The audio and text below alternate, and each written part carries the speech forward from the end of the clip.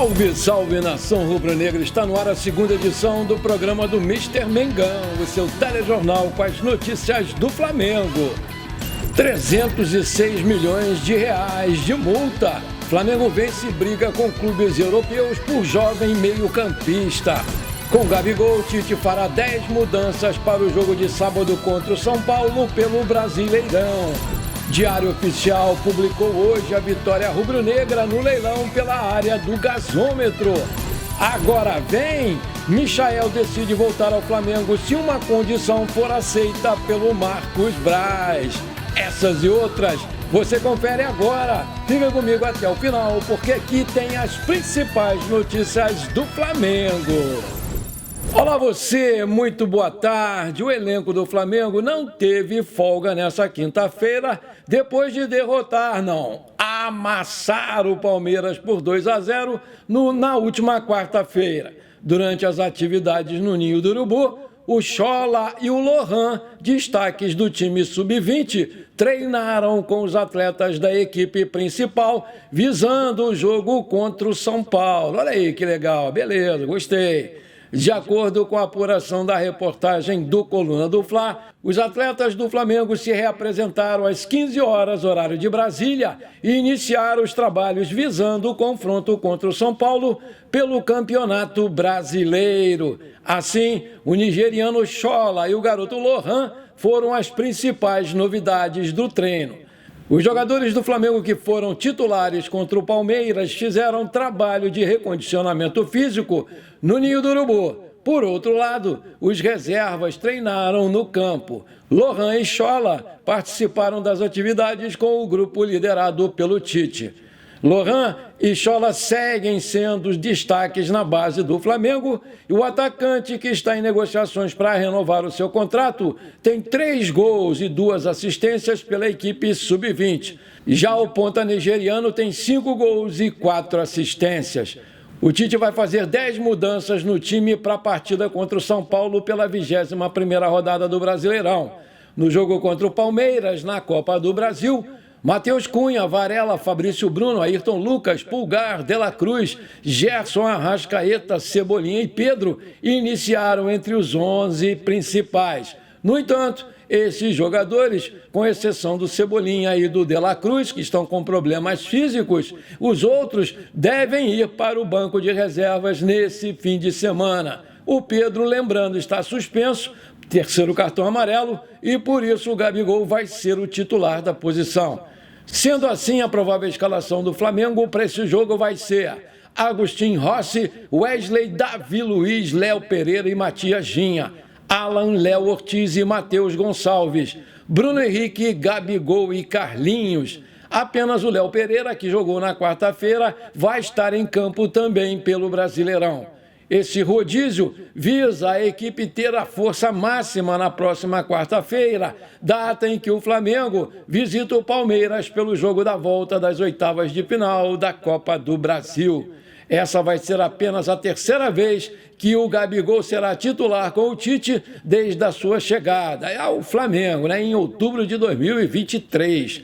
Nas 2 únicas vezes que ele iniciou uma partida, ele marcou em ambas, Sampaio Correia e Volta Redonda pelo Campeonato Carioca de 2024. A partida também vai marcar o retorno do Bruno Henrique, que está fora desde o dia 6 de julho. Se recuperou de uma lesão que o afastou dos gramados por muito tempo. Cebolinha, com dores no músculo posterior da coxa direita, e o De La Cruz, com dores no joelho direito, estão fora da lista de relacionados, mas podem reaparecer na quarta-feira contra o Palmeiras pelo jogo da volta da Copa do Brasil. Vale lembrar que a CBF definiu que o árbitro gaúcho Rafael Rodrigo Klein, de 34 anos, vai ser o juiz da partida. O elenco viaja hoje para a capital paulista para encarar o São Paulo amanhã às 21 horas, horário de Brasília. Aí eu te pergunto, você acha que o Tite vai agir certo, poupando tantos jogadores? Coloca aí! Nessa semana, o Flamengo avançou nas negociações e encaminhou a contratação do meio-campista Guilherme Huck, de 15 anos, do Real Valladolid, da Espanha. Com o contrato de 3 anos, o clube carioca fixou a multa rescisória em 50 milhões de euros, 306 milhões de reais na cotação atual. O jovem chega ao Rio de Janeiro na próxima semana, acompanhado dos seus familiares e membros do seu staff. A assinatura do contrato ainda está pendente para que o Flamengo possa oficializar a sua contratação. O plano de carreira traçado pelo staff e pela família do Gui Huck foi determinante na decisão sobre o futuro do jovem jogador. Vale ressaltar que a ideia principal para o futuro da joia era um retorno ao Brasil. O garoto visa se aproximar das categorias de base da seleção brasileira.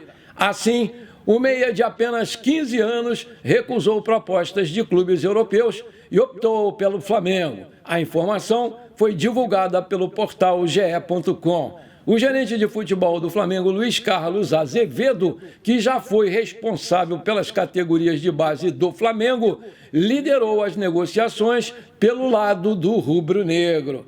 O Flamengo venceu a concorrência de outros grandes clubes europeus, como o Real Madrid da Espanha, o Nottingham Forest da Inglaterra, o PSG da França, Atlético Mineiro e Palmeiras, que também estavam interessados no jovem talento brasileiro. Que bom, garoto, deve ser muito bom de bola mesmo.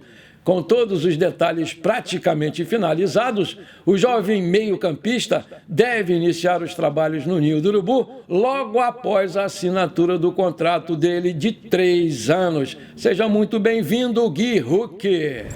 O governador Cláudio Castro anunciou que exonerou do cargo Vinícius Monte Custódio em edição extraordinária do Diário dessa quinta-feira. Isso porque o advogado é servidor comissionado da assessoria jurídica da Secretaria Estadual do Meio Ambiente do Rio de Janeiro e não adotou uma postura compatível com o seu cargo. Aspas, ele é um servidor comissionado, ocupa um cargo de confiança do governo do Estado e não pode de maneira nenhuma advogar contra instituições, disse lá o governador do Rio de Janeiro, e desse modo o advogado Vinícius Monte Custódio deixa o cargo de assessor jurídico da Secretaria Estadual do Meio Ambiente após 8 anos. Se deu mal nessa aí, hein, meu amigo? Bem feito para você deixar de ser bobo. Nessa sexta-feira, o Diário Oficial publicou a vitória do Flamengo no leilão pela área do gasômetro, que foi desapropriada pela Prefeitura do Rio de Janeiro. Aspas, a comissão do leilão em referência torna público o resultado final, que teve como vencedor o Clube de Regatas do Flamengo, que arrematou o imóvel pelo valor total de R$ 138.195.000, declarou o Diário Oficial nessa sexta-feira. É importante frisar que o terreno do gasômetro tem 88.300 metros quadrados. O projeto do Flamengo prevê que o estádio seja o maior do Brasil. Isso porque a ideia é que o local tenha capacidade para cerca de 80 mil torcedores. Além disso, a região do gasômetro fica no centro do Rio de Janeiro, em frente ao terminal Gentileza. Com isso, o transporte público vai ser peça crucial para a locomoção dos torcedores. Em resumo, o local terá integração rápida entre a rodoviária e os aeroportos do Rio de Janeiro. Importante ressaltar que o prefeito Eduardo Paes fez algumas exigências e uma delas é justamente que o Flamengo transforme os arredores do estádio em um espaço turístico com direito a restaurantes e hotel. O portal Diário do Fla apurou que a diretoria do Flamengo pretende homenagear também os conselheiros que participaram da votação decisiva do estádio. O gesto faz parte de uma homenagem às pessoas que puderam tornar o sonho da casa própria do clube em uma realidade. Os membros do conselho tomaram conhecimento da ideia depois da votação, que aconteceu nessa última segunda-feira na sede da Gávea. Acho muito legal essa homenagem. Parabéns, Flamengo, eles merecem. Agora eu tenho um pedido para te fazer. Se você está curtindo o nosso programa, me retribui Não esquece, manda abraço agora no like para fortalecer o nosso canal. Se você ainda não é inscrito, bora lá, me dá esse prazer. Aperta o botão inscrever-se, aperta o sininho ali e pronto, simples assim. Foi baratinho, foi barato demais. Você me ajudou a beça, muito obrigado. Outro nome que vinha ganhando força na Gávea era o do atacante Michael, nosso robozinho, atualmente no Al Hilal do Jorge Jesus da Arábia Saudita. Ele que tinha feito um acordo com o Marcos Braz quando deixou o clube, garantindo que daria prioridade à equipe num futuro retorno ao futebol nacional. Mas apesar do interesse inicial de tê-lo novamente no elenco, os valores para isso acabaram surpreendendo a gestão.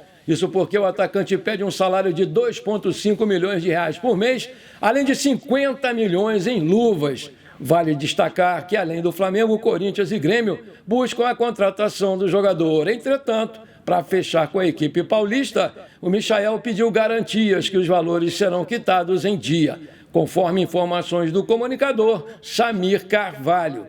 Vale destacar que o jogador vai deixar o Al Hilal de graça e, por conta disso, ele não abre mão de 8 milhões de euros em luvas para acertar com o novo clube, o que acaba deixando a sua negociação muito cara. Dessa forma, a chegada do Michael ao Flamengo vem se tornando cada vez mais improvável, visto que a gestão não tem o interesse de realizar tal investimento para ter o jogador no seu elenco com um salário tão elevado. Segundo o portal Bola VIP Brasil, o Flamengo só vai tentar fechar com um atacante de 28 anos caso esses números financeiros aí diminuam drasticamente. Caso contrário, ele não vai voltar a jogar pelo Flamengo. Aí eu te pergunto, você acha que o Flamengo deve pagar esse salário e essas luvas para ter o Michael de volta?